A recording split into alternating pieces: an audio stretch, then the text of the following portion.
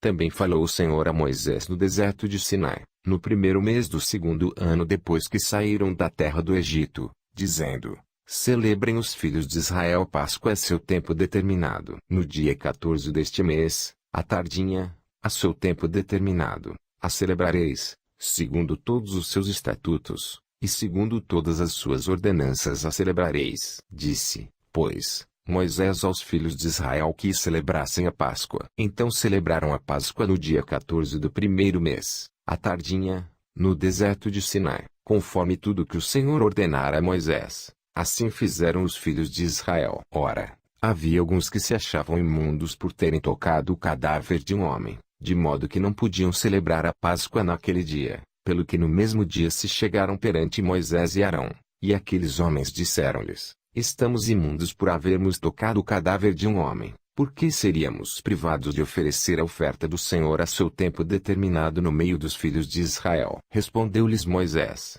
Esperai, para que eu ouça o que o Senhor há de ordenar acerca de vós. Então disse o Senhor a Moisés: Fala aos filhos de Israel, dizendo: Se alguém dentre vós, ou dentre os vossos descendentes estiver imundo por ter tocado um cadáver, ou achar-se longe, em viagem, contudo ainda celebrará a Páscoa ao Senhor. No segundo mês, no dia 14, à tardinha, a celebrarão, comê-la-ão com pães ázimos e ervas amargas. Dela não deixarão nada até pela manhã, nem quebrarão dela osso algum, segundo todo o estatuto da Páscoa a celebrarão. Mas o homem que, estando limpo e não se achando em viagem, deixar de celebrar a Páscoa, essa alma será extirpada do seu povo, porquanto não ofereceu a oferta do Senhor a seu tempo determinado. Tal homem levará o seu pecado. Também se um estrangeiro peregrinar entre vós e celebrar a Páscoa ao Senhor, segundo o estatuto da Páscoa e segundo a sua ordenança celebrará. Haverá um só estatuto, quer para o estrangeiro,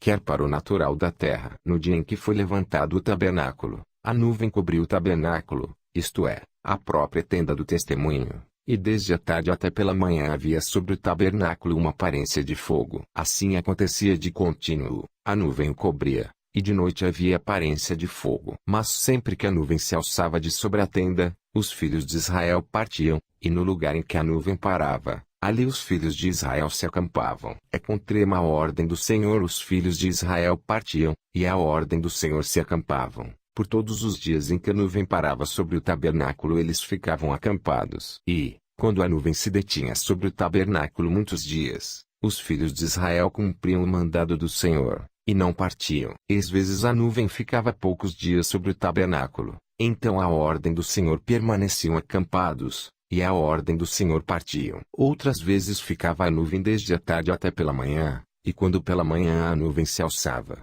eles partiam, ou de dia ou de noite. Alçando-se a nuvem, partiam. Quer fosse por 2 dias, quer por um mês, quer por mais tempo, que a nuvem se detinha sobre o tabernáculo, enquanto ficava sobre ele os filhos de Israel permaneciam acampados, e não partiam, mas, alçando-se ela, eles partiam. À ordem do Senhor se acampavam, e à ordem do Senhor partiam, cumpriam o mandado do Senhor, que ele lhes dera por intermédio de Moisés.